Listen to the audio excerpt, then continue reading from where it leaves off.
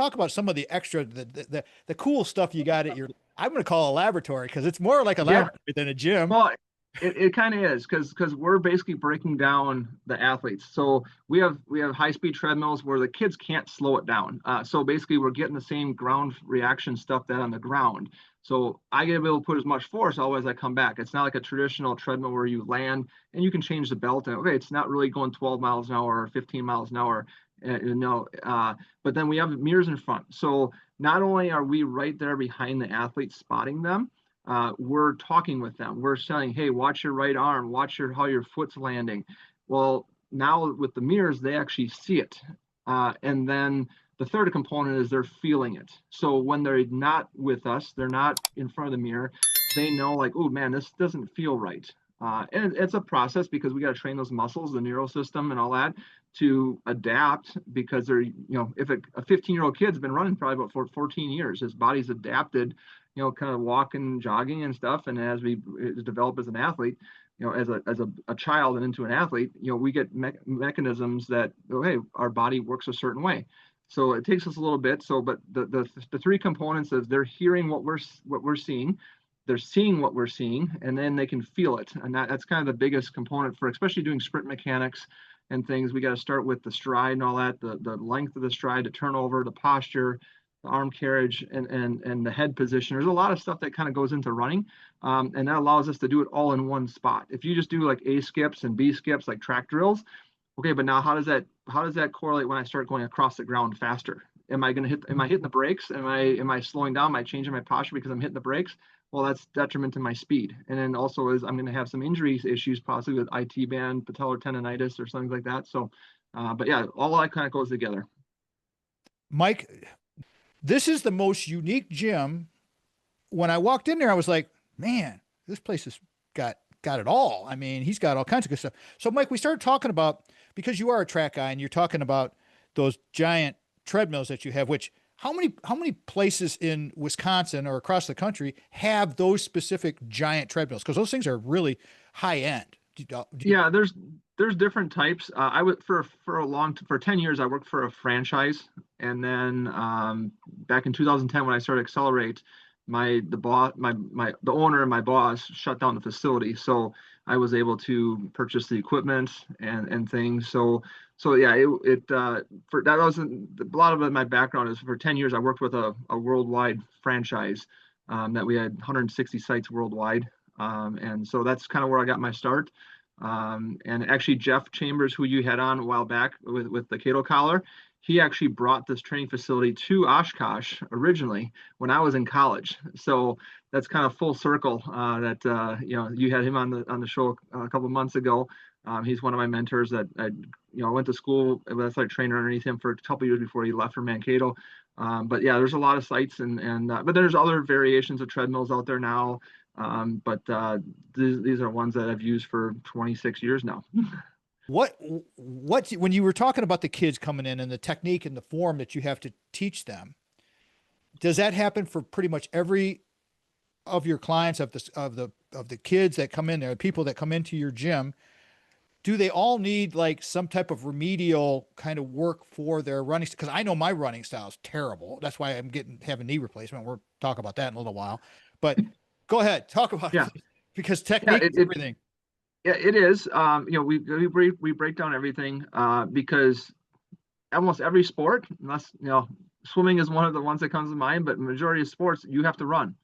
In volleyball, you have to have 2-3 quick steps. I was joking with our volleyball kids. If you run more than 3 steps in volleyball, your team's in trouble because you're usually racing for a ball. But we need to have those first 2-3 steps to get there. So we are in a balanced position so we can cut, we can stop, we can make a play. If we're hitting the brakes, we're out of position because we're hitting our heel or digging our toe in the ground, we're off balance and we can't make our play.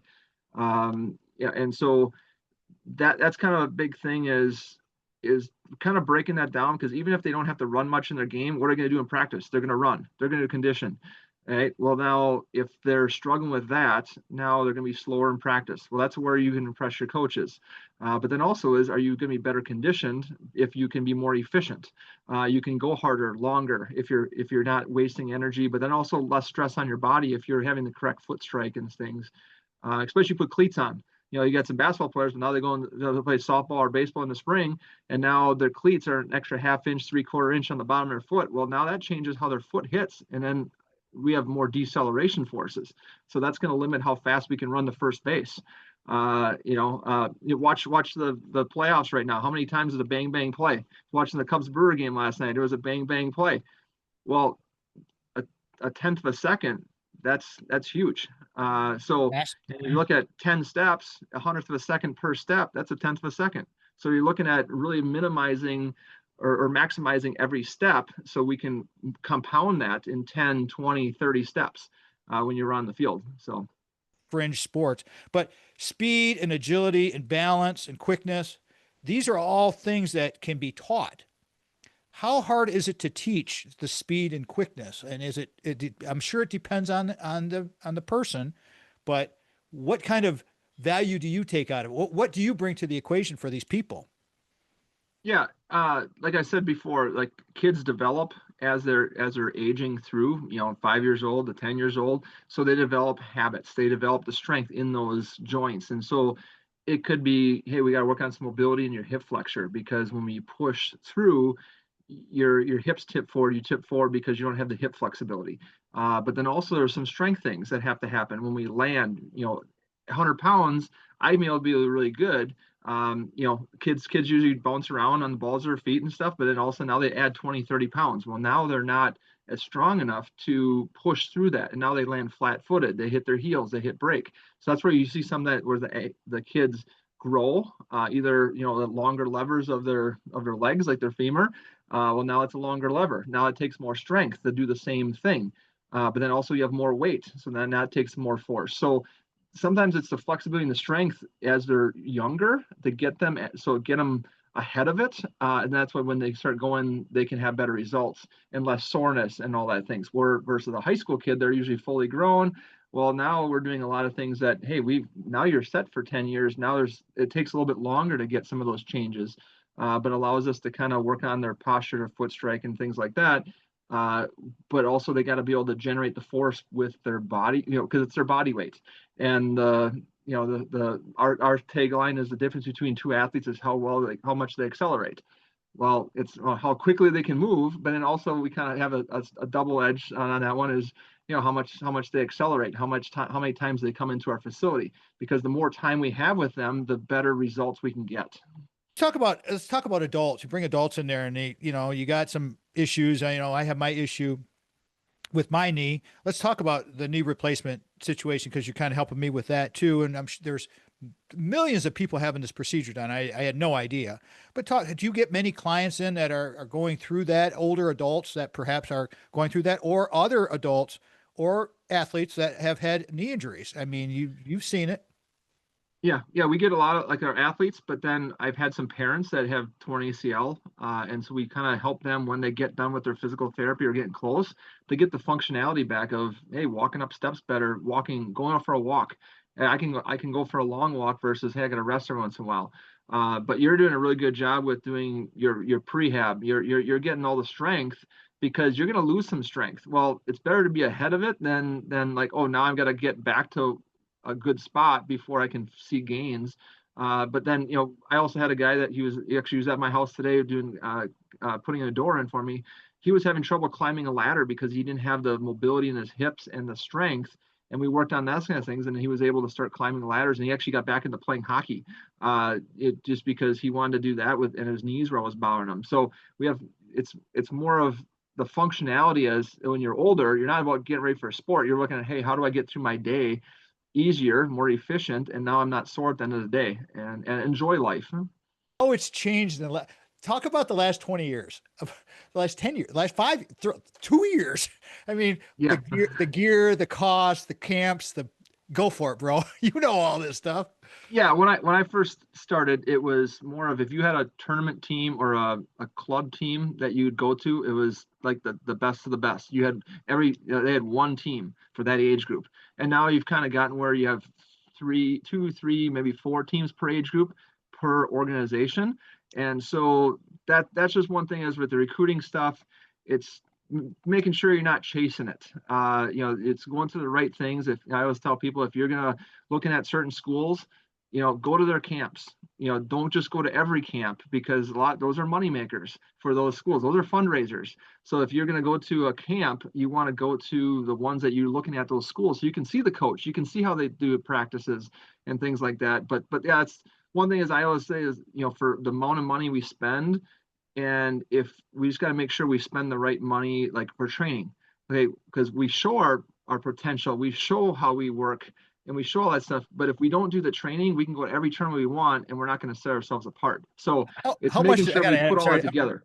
if you want to do the right thing, put a little money over here and right. Please help Yeah, help parents. yeah, and that's the biggest thing, is it's fine, but we just got to make sure we don't miss the things that are important for development. Running to hockey tournament for a weekend, and how much ice time did we get? Where if you can do, if the team puts some money together and does one ice training, they could be further ahead. If the team is struggling, there's certain teams that, yeah, they go all those things, but sometimes you have teams that are traveling further than they probably should, but it's a great experience. My son's trying to do a tournament out in Cooperstown, New York, but they train all summer long to go to one tournament in August. So they're spending 2 hours twice a day or twice a week training 2 to 3 hours for those days, and then training. They could easily go to a tournament early on in the summer, but their philosophy is, we want to coach, we want to train all summer before we go to this tournament. And it's not about how many tournaments you're doing, it's how well you're doing at these tournaments, if you're doing it to showcase. But then also is, I probably get in a little trouble with some of my thoughts on this, but it's more of, kids aren't, it's development, getting into the competition part is important. But if you're thinking, hey, we need to go to this tournament because these scouts are going to be here, and but at 12 or 13, they're looking at the 15 to Right. 16 year olds. But if Right. it's something that, that's where it's having the right reasons and where we're allocating, because sometimes we're told, well, we got to go to these big tournaments because we're there's going to be high showcase things. Yeah, we can show our development, but if you're a kid that's 15 or 16 years old, and you're not really good, but now you invest a year or two, and now all of a sudden you're 17 and you can throw 95 miles an hour, you're going to get noticed. It didn't matter what you were at 14, but you want to start progressing. But that's the thing, is where we got to make sure that we're allocating our time, especially in the right spots of how do we develop through our development, because they're developing as a junior high school kid. It's not like they're going to be the same spot when they're 12, they're going to be 18 years old. Also, Mike, please talk about the social aspect of team sports, which I try to emphasize with parents all the time. It's like, listen, get with the right team for the right reasons, but the social is very, very good, right? Yeah, yeah, and that's the thing, is where you have to have the right environment. If you're on a certain team, you're going to spend a lot of time, not only the kids, but the parents, and with all that. And if things don't go very good, now that's where usually we have issues. When everyone's winning, then it's fine. So that's where it's like picking the right thing. Like volleyball is a really good one. Is, hey, what level do you want to play at? Do you just want to play at state level? Do you want to go more region, or do you want to go to a national? Well, that takes a little bit more time investing, and how much, and it also is, hey, I can only do this one because it's done in March. So now I can play my spring sport. But if you're just a high level volleyball player, you're doing stuff in the spring, so you can't do a spring high school sport. So that's where it's finding the right position for yourself, but then also like, hey, how much time and effort am I going to put into this, and make sure it's a right fit. So that's probably where I see a lot of it, and it's just more, we trying to educate parents when they're looking doing this tryouts. It's like, okay, but what do you want to get out of this? Making Right. sure you're in the right spot for what you're trying to get out of it. How many kids, young adults, have you put into college in some type of athletic scholarship or some type of aid? Do you have a rough number on that? Because I know Yeah. I almost swore there. You got a bunch of jerseys and all over your walls over there. How many kids have you Yeah. elevated to the next level? I wish I would have started counting right away, because you never think about it until later on. But we've got about 200 Division I or pro athletes we've worked with, and they're mostly from the area. And then In all I sports, right? In all sports, yes. Actually, I got two kids that moved here for a little bit. They're playing. They were table tennis, and then they moved away, but they're ranked high in table tennis. And people are like, "How did you do that?" Like, well, kind of the same stuff they need to do. But also, probably one of the coolest things is I got probably about right around 100 kids that I've trained that I actually trained their parents. So that kind of comes full circle. It's kind of neat, kind of re getting to know some of these parents, but also it probably shows that we did a good job because they're bringing their kids back and saying, hey, this is what I did, this is what you need to do, and stuff. So that's probably, What a probably great more important testimonial, number. bro. That's a Yeah. great. Mike, you were teaching me a little bit and talking to me the last time I saw you about some breathing exercises and how you become an expert in this field. And I want to give you a little bit of time to talk about this because to be perfectly honest, I mean, when you started talking to me at the gym that day, it kind of flew over my head because it was like, this stuff, you run through it pretty quickly. Tell everybody, what is RPR breathing? Yeah, it's called reflexive performance reset. It's kind of like one of the things is never stop learning. Continuously trying to find new things. And one of my friends was a strength coach. He goes, "You need to check this out." And so went to his college that they were hosting a seminar, and it's a couple of guys. One is the Gopher strength coach, Cal Dietz. And then just other coaches, but basically it's kind of trigger points in the body, but how they relate to muscles. Kind of like you have like a heart attack, it's the left shoulder, all this. There's things for like diaphragms not working properly. It's a pinching your right shoulder, or they get the side ache. So there's different pressure points in the body that you can do with your breathing, but also hip flexion, extension in your hip. There's different things you can do based on everything. So a lot of stuff I do when I have kids coming in that are coming off of injury, we need to reset the body and how it's supposed to work because your body's in survival mode when we get hurt or we have surgeries, and the body kind of compensates. So allows us to kind of take it and say, hey, we need to get a performance mode.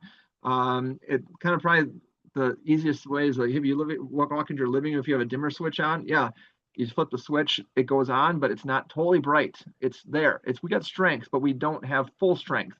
But then we can turn it up. Well, in athletics, we need it now. So instead of like turning on the lights, I walk in, I got some really good LED lights. When I hit it, it's full bore right away.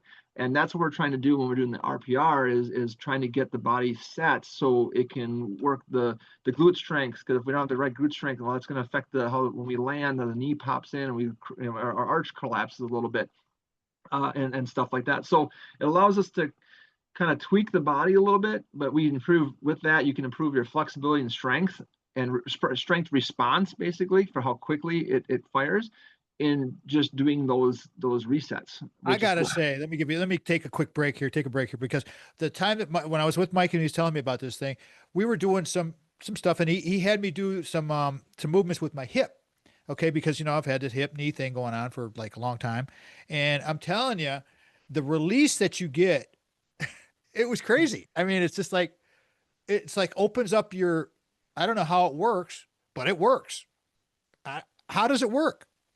Yeah, it's basically connecting the muscle and the neural system and saying, hey, we need to fire. So there's things we do on certain spots of the body, but then you can actually fine tune it. So instead of like the shotgun approach, if we're hitting the whole area, we can find the exact spot in the muscle that's triggering, and when we hit a reset, so like a glute resets on the back of your head, but if we're doing something in your hip and here's a spot where it's not firing right, well, now we irritate that area and then irritate the back of the head a little bit, and it connects the dots kind of. It's probably the layman's word of Describe to the radio listeners these points on our bodies that will help us kind of relax and or become more energized. I guess I'm at a loss yeah. for words here.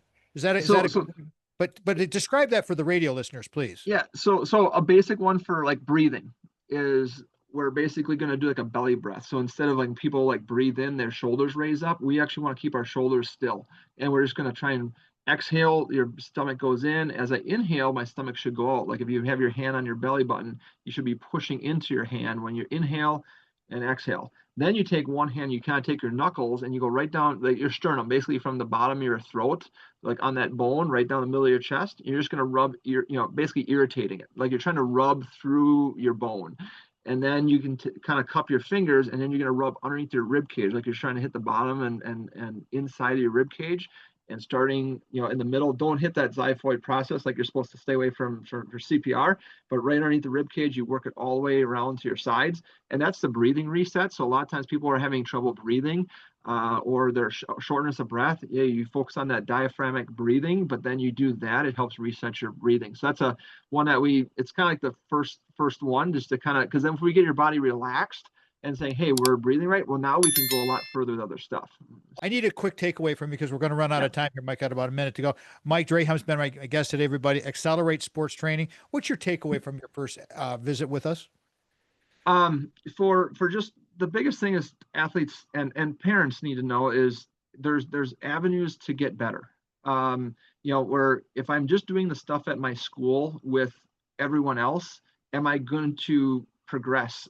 If I'm doing the same thing as the kid next to me, all right, I'm going to level up with them. If I'm struggling with some things, I need to do a little bit more. What, can I find out some individual training and making sure it's the right individual training for what we need to accomplish? But then also is there certain things that I'm having issues with, injuries or things that I need to make sure I'm working on those too, on top of what I'm doing at school or what I'm doing at training. It's taking care of all those little things. You're making sure you're getting your flexibility, making sure you're doing your rest, getting your sleep, getting your nutrition right. There's a lot of little things that if you don't do it, add up negatively. And it makes it hard to progress your body. So that's the kind of thing is where it's just not just how hard you work, it's how well you're working and how well you're recovering. Because we're going to break down the body, but now the recovery is where we build up stronger. So if we just go, we can see gains, but after a while it says, wait a minute, I'm not recovering, and then my training starts to go downhill a little bit, and that's where injuries start to come in. Mike Draheim, great guy. XLR8 Sports Training, you guys. The world of athletics has changed tremendously. I mean, we got NIL, we got transfer portal, we got all this stuff now. Okay. We got 18-year-old college quarterbacks making $4 million a year. Who knew? Right? This type of training, and I'm telling you, the cost is very, very reasonable. This type of training is the stuff that is the foundational work. This is what people like to skip over. Don't skip over the foundational work. Mike can teach you the right way to have that. Once you get the foundation down, now your speed, your quickness, your agility can be better. Okay? Because there's ways, and like Mike was talking about, there are phases that we have to go through, including the rest. That's very, very important. Okay? Check out XLR8 Sports Training. Until next time, everybody, I'm Papa Tom Matt. Thank you so much for joining us. Appreciate you all very much. Love you all. Please subscribe to our stuff, to YouTube, to anything that you want. Our TikTok has got my crazy stuff over there with a lot of the knee stuff. And so we're just throwing it out there, baby. If it sticks to the wall, there we go. Okay. Until next time. Peace out. Papa Tom Matt. This has been the Tom Matt Show. Thank you so much, everyone. I appreciate you. Really, really do. And we will talk to you next time. Have a great day.